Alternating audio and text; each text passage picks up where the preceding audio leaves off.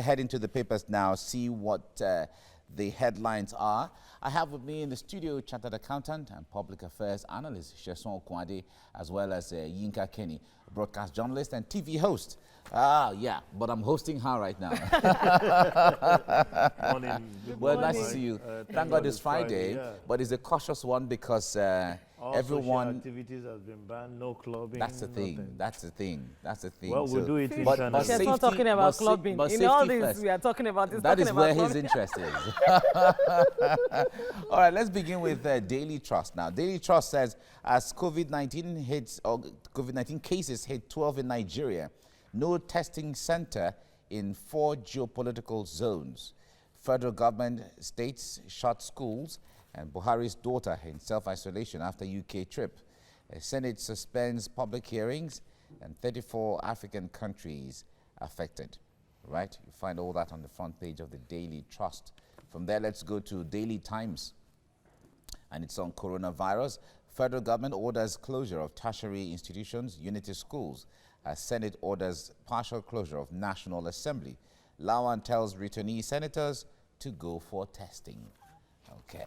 From there, let's go to the blueprints. As Nigeria confirms 4 new cases of coronavirus, Buhari's daughter goes into self-isolation after UK trip. And Senate shuts down, directs 12 senators to go for tests. The federal government orders economy repositioned. Ansarudeen shelves Jumat Mosque activities. And Ogun, Niger, Anambra, others close schools. INEC postpones Imo Bayelsa Plateau by-elections. Okay. That's the blueprint. Leadership newspaper is next, and it says at Leadership Conference Awards, speakers set agenda, list gains of border closure. This is certainly talking about something else. It's one of PMB's most impactful policies. Ex-Vice President Namadi Sambo is quoted as saying this, and to the current crash in oil price, I say this too shall pass. The NSI boss is saying this. We must consume what we produce. Governor Ayade of Cross River State is quoted as saying this. It's time to reopen the borders and force our neighbors to peg currencies to the naira. And Isaiah is quoted as saying this. We shall overcome the current crisis in the oil sector. Mele Kyari, the GMD of NNPC, saying that. I dedicate my award to the teeming laborers, workers, and civil servants in Adamawa State. Governor Fintiri is saying this. All of this comments from all of the speakers at leadership conference. All right, News Direct is the next now, and he's focusing on coronavirus. Federal government orders closure of universities and schools nationwide. Okay. Sheson, let me start with you on this. The point there is, all of these measures that are taking, these drastic measures across now, are things people said should have come even earlier than now. You know the style in Nigeria, we are never proactive. We are reactive to issues. For example, people were clamoring that our economy was actually too fragile for us to shut down. But it's quite shocking when I started seeing directives from the federal government shutting down practically everything now. 13 countries, you can't fly to this country. And if you looked at the way people were viewing us, especially Nigeria, at the beginning, people that ran out of this country were actually begging practically to come back home. And I was shocked when federal government was saying, no, we're going to take it easy. We are looking at it and we are studying it.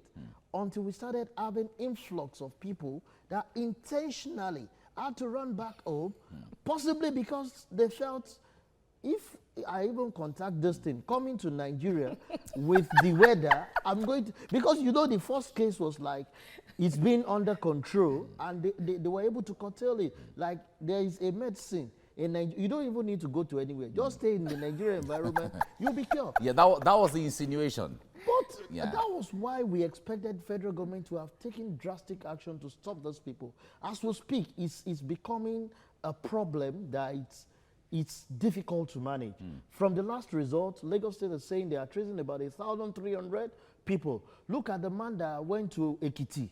stayed 10 days in Ibadan. As we speak, Oyo is not taking anything yet. But the man was in Ibadan for 10 days. Imagine the number of people. As a matter of fact, I was supposed to be in Ibadan. I was like scared that the man has been in Ibadan. I don't know whether the person were you supposed to meet him in Ibadan? So you discover that we expect government to be very proactive when it comes to issues like this.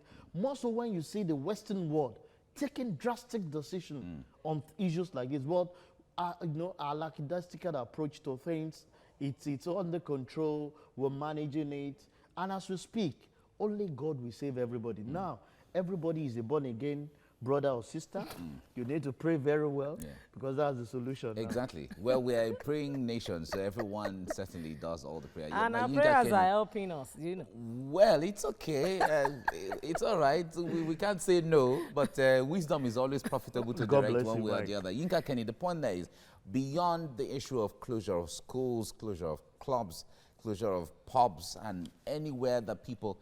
Another place that has not been touched yet is the markets, the open markets. You know how open and how porous and how unorganized and uncoordinated most of our open markets nationwide are. If you go to Mile 12 Market or Wingbo Market or Balinde, anywhere, it's still influx of people crisscrossing and all of that. What do you foresee or what do you advise regarding that? Well, I think it's like I was discussing somewhere yesterday that it's a gradual process because even in all the Western world that had this issue before Nigeria, they didn't just wake up in one morning and then put a stall to everything. So I think it's a work in progress. They have started with the schools and the religious homes and all that. I believe that as time goes on, as they watch the progression of this virus, they would put things into place. If it needs for the markets to be shut down, I want to believe that at the level at which this virus is going, because this virus does not know the rich man, does not know the poor man, or whatever. Your cleaner at home that you are sent to the markets could come back with the coronavirus and give to you. You as a person, as a rich man, you could have it, give to your gardener. So it's all encompassing. So I want to believe that it's a gradual process. If there's a need, in future, for crying out loud, we'll just be told to store foods at home. I remember over 10 years ago, well, I think it's about 12, 13 years ago, when Oshiomhole was still our labor chairman, he called for, there was a particular strike he called for, and for over 3 weeks, everything was stalled, in Nigeria. We lived, and I want to believe that as it progresses, when those in authority, as they watch what's going on, if there's a need to be, but in the meantime, I would just advise that you go out to the market, you come back, don't just wash only your hand. Please go into the bathroom. And take your bath. And take your bath. Exactly. Mike, yes. I want to pick something from you, Yinka. See, this is the way government said we should watch. We have watched. For me, market should be closed now. Okay. In the sense that if you look, I was on a trip and I looked at a market at Ibafo. And I said, for crying loud, we are consuming some of those things, and average of the people in the market are illiterate. As we speak, they are not even aware of washing their hands. And these are some of the things the elites are going to consume. For Christ's sake. Anybody, not just the elites, anybody. If you go to where the butcher meat and all of that. No, but you don't eat your meat raw. That's you cook. You are going to cook. There are some things. You have your fruits. But you take extra precaution. You don't just bring your food from the market and run water on it. There are some chemical, agents that you can use to wash your fruits. We just have to keep taking. I know that. I strongly believe that. They can't just, government cannot just wake up one morning and say, market's closed. They could say, okay, by tomorrow, market is going to be closed, so that after I leave my place of work, of course, I need to live. I need to survive to live. I cannot just be self-quarantined in the house. Hunger could kill me. It might not even be coronavirus. Exactly. So, like you said initially, there's wisdom, in all this, even in the closure and everything. I want to believe that if by tomorrow the rate at which the virus spreading, and they feel that we need to stall the malls, we need to stall the markets and everything. They would, just like they have given dates for the closure of coming in and out of the country. The travel ban. The travel ban. Thank you. Though I don't know why they had to leave it to 3-4 days and for that travel ban. But just like they have done it, there are some schedules made already. So all of those have to be allowed to. I think they will do it, but they cannot just wake up one morning and stall the old, because a lot of people will die of hunger. Okay. Mike, I want to beg the federal government or the state government, as we speak, they should use this town cry all over the markets now and let this atmosphere of washing of hands, not only on TV. Most of them don't even have light to watch the TV and listen, or even the radio. But let them mobilize via the PR, go through the town crier and shout, please wash your hands. Local languages. All the languages we need to talk of. And I think that will pass the message. That tool was very effective in the days of MAMSA. I feel they can use it again. Thank you very much, Nyesom Okunade, for your time on the program. Thanks for having me. At the papers this morning, talking about the headlines, and to do a review with me in the studio, I have chartered accountant and public affairs analyst Nyesom Okunade, also broadcast journalist and TV host Yinka Kenny is here. It's a pleasure to meet you, Yinka Kenny. Welcome. And our own SS here. It's good to have you on the program this morning. Good morning. Good morning to you both. Thank God it's Friday. Thank God it's Friday. Thank God it's always Friday. That's for those of you that has got Fridays. Oh no, those of us in the media I can relate. I can totally relate with you. Well, it's for you guys, not for us. All right, so beginning with Daily Trust this morning, as COVID-19 cases hit 12 in Nigeria, no testing center in 4 geopolitical zones, FG states shut schools, Buhari's daughter in self-isolation after UK trip, Senate suspends public hearings, 34 African countries affected. We'll discuss this in a moment, but let's check out what Daily Times is saying. Still on coronavirus, understandably, FG orders closure of tertiary institutions and unity schools as Senate orders partial closure of National Assembly. Lawan tells returnee senators to go for testing. Blueprint is next as Nigeria confirms 4 new cases of the coronavirus. Buhari's daughter goes into self-isolation after UK trip. Senate shuts down, directs 12 senators to go for test. FG orders economy repositioned. And Saruddin shelves Jumat, mosque activities. Ogun, Niger, Anambra and others close schools. INEC postpones Imo Bayelsa Plateau by-elections. That's for Blueprint. Leadership is, leading with its awards that occurred yesterday. Speakers setting an agenda and list gains of border closure. Former Vice President is quoted as saying it's one of PMB's most impactful policies. This too shall pass. Talking about the current crash in oil price. This from the NSIA boss. Governor Ayade saying we must consume what we produce. And several other riders there on this issue of the border closure. News Direct on the coronavirus is leading with FG orders closure of varsities and schools nationwide. Let's check out The Nation, leading with 1,300 people under watch as COVID-19 cases hit 12. President says don't panic. FCT, Anambra, Enugu, Benue, Kano states they send their pupils home. Daily Sun is next. COVID-19 fever it leads with. Scare in NAS over status of 12 senators. Lagos confirms 4 new cases. Begins contract tracing of 1,300. Ministry of Education orders closure of all schools indefinitely. Presidency insists we are on top of the situation. Finally, at this time is the Vanguard. COVID-19 emergencies. 4 new cases emerge. Index case now negative.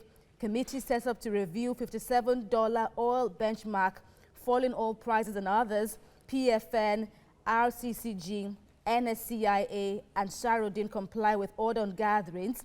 Senate suspends hearings and shut public galleries. The last rider there, WHO tells Africa to wake up to threat. Let's begin with this angle now. We've been lauded so far, Africa, looking at the low cases. At a point, it was even said that the WHO team was particularly singling out Nigeria to come and, see what lessons they could learn, possibly. But now we're having, cases springing up over the past few days. Now, WHO is telling Africa to prepare for the worst and wake up, so to speak. How do you view this? How should we take this admonition? Yeah, from that call is just to let our leaders know that we should not sit on our horse. I'm sure when the coronavirus came out, even the WHO took their time to study. And for them to have come out with this, they must have observed something that is peculiar to Africans, which is the hygiene level. If that is not taken into cognizance, it might eat us very hard. If you look at the way we structure our markets, structure our public gathering, what is obtainable over there in the developed world is not the same thing here. We might have that strong immunity as human beings, but the circumstances that actually brought this coronavirus might be a problem, and that's why they are raising the alarm. When we had the Ebola, it was a case where every school make it compulsory. It was a compulsion for them to make sure that you put sanitizer, you wash your hand. But as the Ebola fizzled out, the whole thing fizzled out with it, and we went back to the drawing board of doing what is not hygiene. Coronavirus came on board and we're doing. I'm sure they're actually drawing our attention that the fundamental of this virus is hygiene. If we don't take caution in that aspect, then Africa will be eat more, of which is the truth. The level at which people, you see, when they even make up food that they want to eat, people put their hands, not washing it, several things, which is really, really against what they're saying. So I'm sure it's the hygiene side that we should improve on it, make our environment, more neater. And so hygiene is one, yeah. And in many other climes, hygiene is a given, for homes at the home level and at several levels. Yeah. Also of concern is what, outsiders view as the state of the health system in Africa. Can we beat this, Yinka Kenny, with looking at, how we are viewing these cases springing up in Africa? Well, I want to believe that actually there's nothing impossible if we set our hearts to do it. And how do we do it? It starts from you, it starts from myself. I, as a person, am a bit enlightened. I have a neighbor that is not too enlightened. And I see that my neighbor is not doing the right thing. It has gotten past the stage at which I close my eyes to what my neighbor is doing that is wrong. Because at the end of the day, this virus we're talking about, if it gets to my neighbor, there's a great possibility that I and my family will be affected. You go out of your flat or you go out of your compound and you see the way that things are being done in an unhygienic way. There's a need for you as a person to come around and talk and put a caution to it. What is going on in your environment now matters. So the onus right now is on individuals that are enlightened. Let me not use the word. And know the risks. Yes, that knows the right thing to do, to spread the message, no matter how no matter how the next person is going to receive it.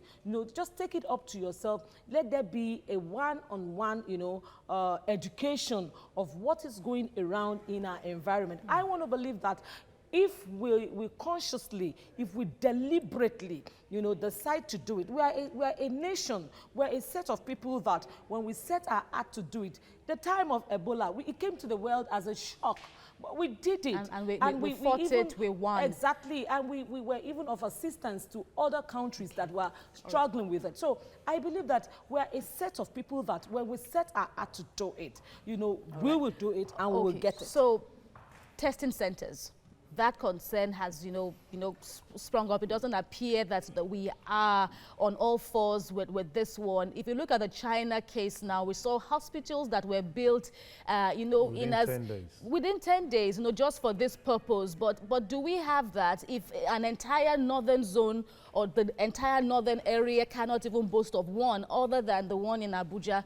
And even for the rest of the world, we can count the centers we have. How do we tackle this need? It's part of our challenge with our leaders. They keep telling us nobody knows tomorrow. Nobody ever preempts coronavirus will come. Exactly. But it's a function of your preparation to eat. Our health system, we've said it times with that number, our leaders prefer to travel out of the country and leave the masses to die in this country. And that is the reason why our health sector has actually failed. You can imagine the news telling us that we have only just 2 geographical zones that has test center. Even some of the test center by some of these geographical zones is an eyesore. The state is the state is nothing at all. Now we are having 4 that does not have. So it's just to tell us that our leaders need to just wake up. The level at which we value lives in this part of the world, we need to improve on it. Our system is key. And you can only achieve this if you believe in the country that you are leading. If you don't believe in it, there is nothing that you can do. At any little thing, you travel out of the country you feel the best physician is outside your home. It's not going to work. If a man feels that he's going to enjoy better food outside, he won't drop food, he won't drop any old money at home for them to cook because he doesn't believe in it. So if our leaders want to take this with all seriousness, we must first cut out the idea of saying that you must travel out for any health reason. Let's bring in people. Let's develop our people. We've seen most of the physicians, the doctors that we talked out there outside the world are Nigerians. They are doing pretty well. But because the infrastructures are not there, they are not ready We've to also come seen on. the Senate, really assiduous on this, now really hard working on this. Even senators who just arrived now are now, asked to because they know that they also are they run a high risk of this virus. I want to believe that this should be a wake-up call for them, those of them that are in the authority and they have the powers to do what they ought to do. It should be a wake-up call for them to do the right thing, because this is not the end of it. Some years ago we had Ebola, we've had SARS, we've had a lot of viruses coming. And we are still living with some viruses even And I now. tell you, when we conquer coronavirus, something else is going to come up again. So I think it's high time that we look inwards and begin to rebuild our health sector, because they say health is wealth. Okay, and so we have a lot of practitioners, a lot of good doctors that, because they don't have the enabling environment to practice what they do, they find themselves going out of the country and they excel there. All right, so that's been very valid points that you have raised there, Yinka Kenny, but we have run out of time. I thank you for your contributions on this segment of the program. And Sheson Okwade, thank you very much. Let the weekend indeed begin. All right. No, but we have to do it all at home, not anywhere again. Well said, well said.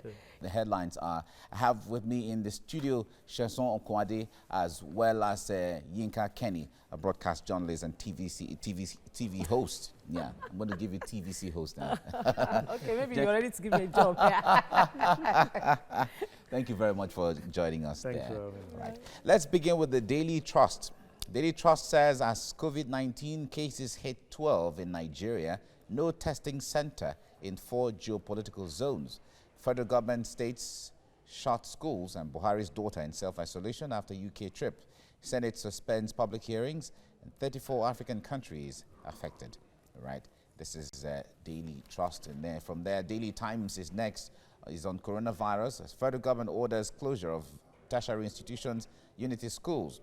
As Senate orders partial closure of National Assembly, Lawan tells returnee senators to go for testing. And Blueprint is where we go next as Nigeria confirms 4 new cases of coronavirus. Buhari's daughter goes into self-isolation after a UK trip. The Senate shuts down, direct 12 senators to go for tests.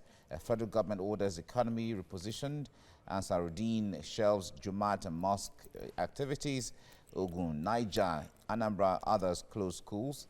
And INEC postpones Imo, Bayelsa, Plateau by-elections. Okay, then Leadership newspaper is next. And it says at Leadership Conference Award, speakers set agenda, list gains of border closure. It's one of PMB's most impactful policies. That's a former Vice President Namadi Sambo is credited as saying that. And to the current crash in oil price, I say this too will pass. The NSIA boss is saying that we must consume what we produce. Governor Ayade is saying this, the governor of Cross River State. It's time to reopen the borders and force our neighbors to peg currencies to the naira. And Isaiah is saying this. We shall overcome the current crisis in the oil sector. Mele Kyari, the GMD of NNPC, is saying this. And I dedicate my award to the teeming laborers, workers, and civil servants in Adamawa State. Governor Fintiri of Adamawa is saying that. All right, News Direct is where we go and is focusing on coronavirus. Federal government orders closure of universities, schools nationwide. And then the Nation newspaper is also reading out on the same thing. 1,300 people under watch as COVID-19 cases hit 12. Federal government shuts universities, police, unity schools.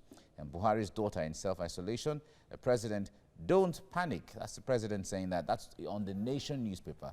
On the Nation newspaper. And then FCT, Anambra, Enugu, Benue, Kano sent pupils home. All right, all that on the Nation newspaper. Now, the Sun, Daily Sun is next. And it says COVID-19 fever. Scare in National Assembly over status of 12 senators. Buhari's daughter in self-isolation after UK trip. Lagos confirms 4 new cases, begins contact tracing of 1,300. Enugu, Ogun, Anambra, Jigawa shut schools. And Ministry of Education orders closure of all schools indefinitely. We're on top of the situation. That's the presidency is saying this. All right. From there, let's go to the Vanguard newspaper, which is the last one now. COVID-19 emergencies. 4 new cases emerge. Buhari's daughter in self-isolation. Index case now negative. Ondo records first case of COVID-19. And every state to have functional testing isolation centers. Governors saying this. Committee set up to review $57 oil benchmark. Falling oil prices. Others. And the PFN, RCCG, NSCIA, and Ansarudeen comply with order on gatherings. And Senate suspends hearings, shuts public gallery. Federal government shuts tertiary institutions, unity schools, others nationwide. And the U.S. approves chloroquine for treatment of coronavirus. We saw President Trump on that. And WHO tells Africa to wake up to the threats of coronavirus. Okay. Let me come to my guests in the studio now. Now we hear of with the shutdown of schools and the advice for churches to reduce the number of meetings and mosques as well. All of those things, sporting activities put on hold. A lot of people have been going into panic buying and all of that. I wonder what you have seen, Yinka Kenny. Let me start with you on this. I wouldn't blame as many people as are going into panic buying. I would not call it, use the phrase panic buying. Oh, okay. I would just say stocking up. But isn't that the panic buying? No, because the point there is, since you're not sure how things are going to be. On a good day, at times I have to stock up my house for, the unexpected, if I have to travel, if I have to, I have to do all that. But because in the coming days to come, we don't really know what's, it's just good to be wise about it.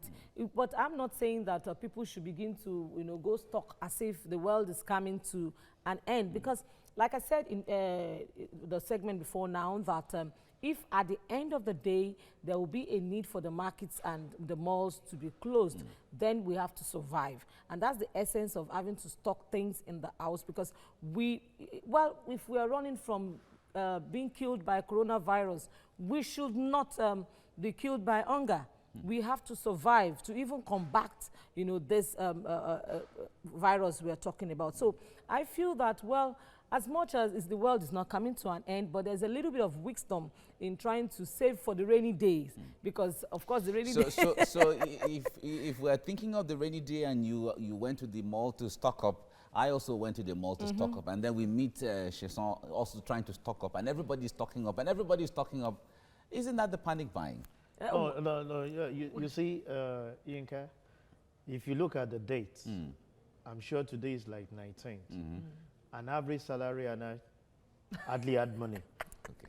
So averagely, if you look at the buying pattern of an average Nigerian, most markets now, ordinarily, will not see the number of influx of people we are seeing. So based on the fact that the sales in the last 2 days suddenly jumped up, Yinka, it's panic buying. People have gone all far to go and break their savings. Yes. And make sure that I will recover back by end of the month when I get my salary. So as far as I'm concerned, it's panic buying. All right. Everybody is rushing to we make should sure not that wait there's to be something caught at home. unaware. She gave you the nickname stock up, not panic buying. So that it. we are not caught unawares. Because, so that at the end of the day, I don't wake up tomorrow morning and I get to know that I can't go even to the market again. Probably before we wake up in the morning, we've had about 3,000 cases, and they feel that there's a state of emergency. And at the end of the day, I just realized I don't even have rice in my house. I don't even have gari in my house. What do I do at that time? So I just feel that there's a little bit of wisdom, because at the level at which it's going, and we have seen, we should take a cue from the Western world. It's not like it's in Nigeria as the first case, you know. It's happened all over, and we saw that as time goes by, everything had to be on lockdown.